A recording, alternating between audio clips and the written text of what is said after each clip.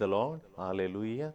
मोगाच्या भाव भयणीनो, एक तरणाटो आयलो आनी म्हणलो हांव एक म्हजें सोपान जारी जावंक आशेवन आसां फादर. म्हजें सोपान जारी जावंक आशा करनासां. म्हाका एक बरो जोगतो मनीस मेळाचे. हांव शिकलां आनी ताका हांव पयशे दिवंक हांव रेडी आसां. पापान सांगलां म्हाका इतले पयशे दिल्यात. म्हाका असलेल्या कंपनीन काम जाय फॉरेनांत आनी एक जोगतो मनीस फटयनातलो मनीस जोगतो मनीस कोण मेळात म्हणून देखून हांव राखोण आसां आनी कितलो तेंप राखचें म्हूण म्हाका कळना. फादर आतां ल्हानशें कामार आसां.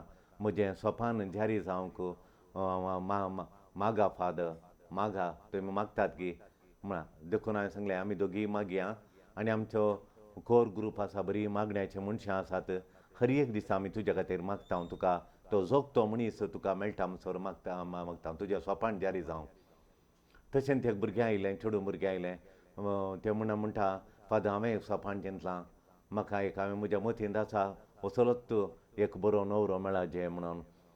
वय तशें देखून म्हाका म्हज्या फ्रेंडाच्या भोवजी आसा, म्हज्या फ्रेंडाक एक भोवजी आसा, तें तोलोच जायचे म्हूण ताच्या बायक एक नवरो मेळ्ळा. इतलो बरो कालतो आनी ओलो बरो ताचे लिडरशीप क्वॉलिटीज आनी ताचें देवतपण आनी तो बरो देखून तें आमी सोपान चिंतलां म्हाका तोलो मेळ्ळ्यार हांव कादर जाता म्हणून. आनी हांव मागणें करनासां, दिम्येर पडोवन देवा लागीं मागता म्हाकाय तोलोच एक नवरो मेळोवन दी म्हणून. देखून सोपान जारी जावंक राखोण आसा. जोगतो मनीस, जोगतो वेळार तो मेळोवन दी म्हणून हांव मागता येता. सो हांव कितलें म्हणटा हांव कितलें राखाचें म्हणून थोडीं विचारतात जोगतो मनशाक राखचें म्हणून. थोडीं पिडेस्तां येतात हांगा. फादर हांव कितलें मागलां म्हजी पिडा पयस जावन दी म्हणून. ती केदाळा फादर जेजू काडटा म्हजे थावन केदाळा गूण जाता. ही पिडा म्हजेर सोंसून, ही पाट दूख सोंसून म्हजेर बसूंक जायना, न्हिदोंक जायना, उठोंक जायना. थोडीं गांठी दुखी म्हाका चलोन इगर्जे येतली. हांव म्हाका चलोन इगर्जे वचचें, मिसा वचचें, नोवेना वचचें. म्हाका जायना चलोवंक, म्हाका केदाळा चलोवंक जाता फादर. जाता म्हूण सांग म्हाका कोत्ता. सोमयेन बसयलां म्हाका आशिल्ली भलायकी दिता म्हूण बसयलां. केदाळा दिता फादर सोमी, केदाळा दिता म्हाका सोमी भलायकी फाटीं.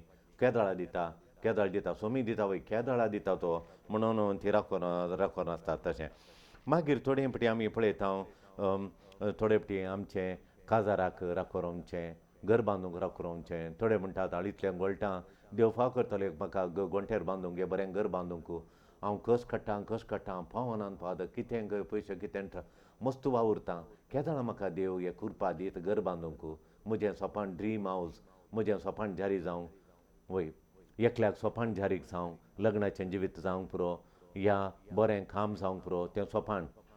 थोड्यांक बरी भलायकी गूण जावं, बरी भलायकी बरी मेळोवंक, पिडा गूण जावन बरी भलायकी मेळोवंक. आनी थोड्यांक बरो जोगतो व्यक्ती मेळोवंक.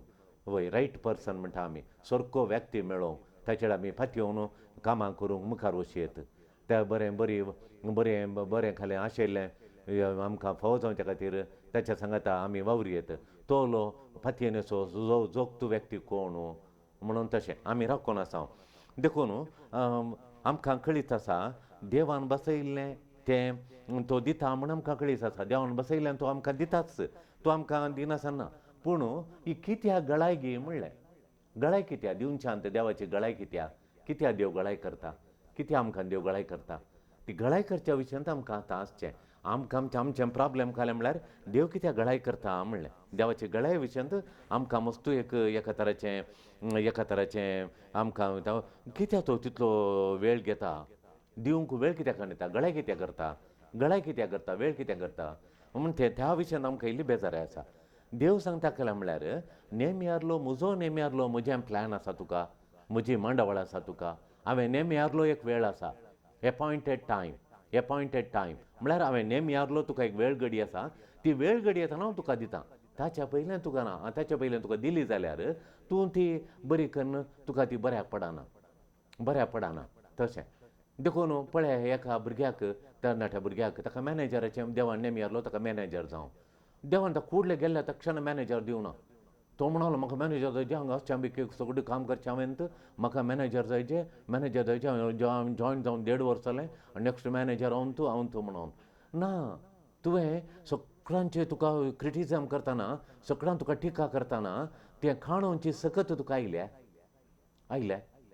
कोणें तुका आतां दुरसाली तें दुरसोणें खाणोवंक म्हजें काम करून मुखार वचोंक तुजें टायर पंचर जायनातल्या बरी तुजें जिवीत पंचर जायनासतना म्हाका तकली पडटा म्हाका कामां वचोंक जायना म्हाका पडकांनी म्हाका फाटीन दूख म्हणून तुका न्हिदोवंक येता जाता फाल्यां मॅनेजर जाल्यार सदांच तूं वचून मॅनेज करचें न्ही कंपनी देखून तुका मॅनेजर कर तुजें तूं हुशार भुरगो इंजिनियरींग केलां MBA केलां आनी तूं इतलो हुशार सगळें पूण मॅनेजर जावंक तुवें हेरांची टिका काणोवची तितली तुका तुका तितलें एक समजणी आयल्या अंडरस्टँडींग आयल्या हेरांनी तुका दुरसातना ब्लेम करतना तें दुरसोणें खाणोवन तूं घट्ट रावंक कंपनी मुखार चलोवन व्हरची तितलें त्राण आनी बळ तितली समजणी तितली गटाय तुका आयल्यात गटाय तुका आयल्या भितरली सकत आयल्या ना ती येता म्हणसर देव तुका मॅनेजराचो पोस्ट दिना देवान बसयलां वय तुका मॅनेजर पोस्ट दिता म्हणून पूण तुवें कितलें मागल्यार तुवें तितलो घट जावन तुवें देवाच्या नेमेरल्या टायमा म्हणसर तुवें राखाचें पडटा तशें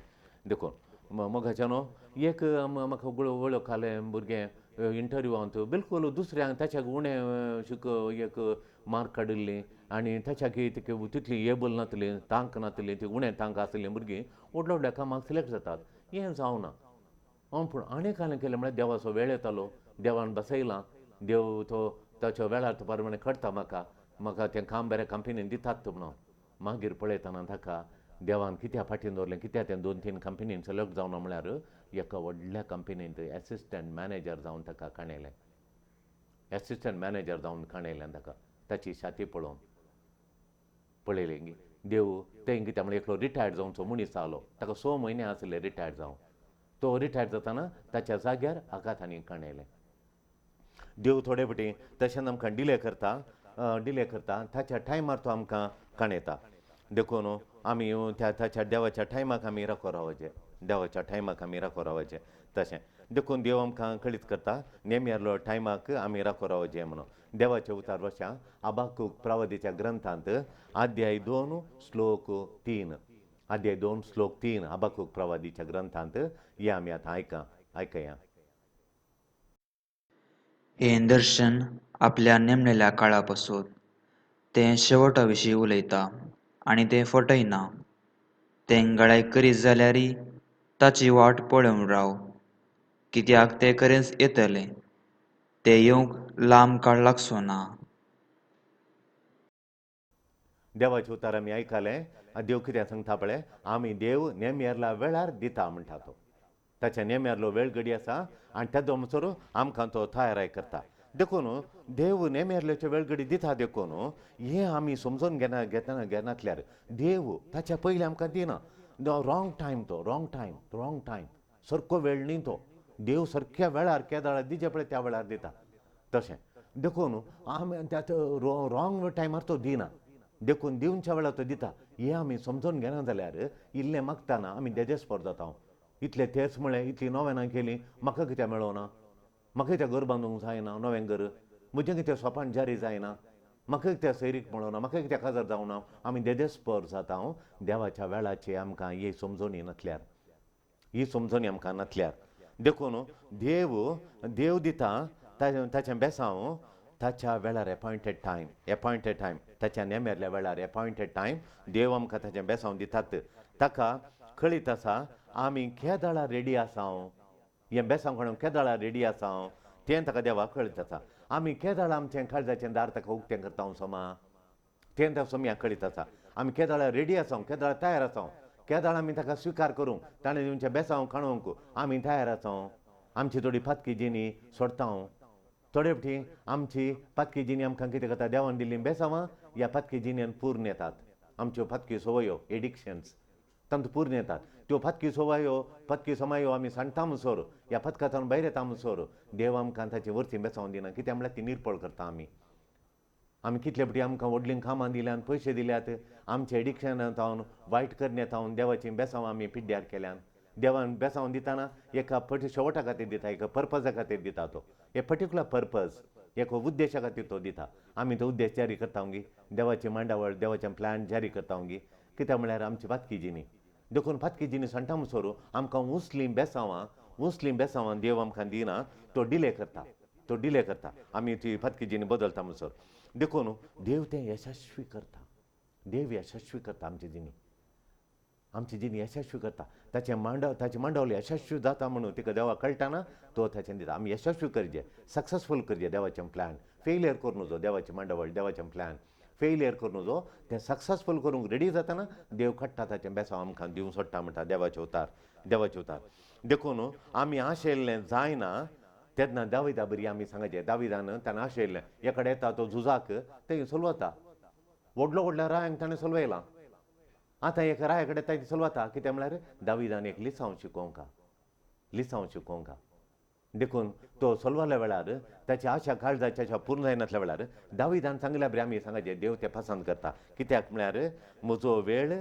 देवाच्या हातांत आहा म्हजो जिखसो वेळ देवाच्या हातांत आहा म्हज्या स्वपान जारी जावचो वेळ देवाच्या हातांत आहा म्हाका सैरीक मेळचो वेळ देवाच्या हातांत आहा म्हाका बरें काम मॅनेजर जावचें काम आनी पुरा देवाच्या हातांत आहा तो वेळ देवाच्या हातांत आहा त्या वेळाक हांव राखतां देवा कळीत आसा केदळा दिवंक म्हाका म्हणलें देवा कळीत आसा म्हणून आमी राखो रावचें देखून आतां आमी कितें करचें आमी कितें करूंक आसा तें करनेचें आतां हांव खालें क्लार्क सांगी क्लार्काचें काम करनेचें हांव सुपरवायझर जावन सांगी सुपरवायझराचें काम येचें मॅनेजराचें काम देवाच्यो वेळा घडयो येताना देव आमकां दिता देखून आतां घर बांदून आसा तूं आतां काम कर तुजे पयशे जमोन करून वचूं देव तुका बेसांव दिता तुजें आशेल्लें घर बांदूंक तशें देखून देव आशेल्लें घर बांदून तुका देव फावो करता देखून आतां देवाक तूं राख देवाचें प्लॅन जारी जावंक तूं राखो राव बापा म्हाका कितें जाय तें तुका कळीत आसा सो बापा म्हाका कितें जाय तें तुका कळीत आसा सोम्या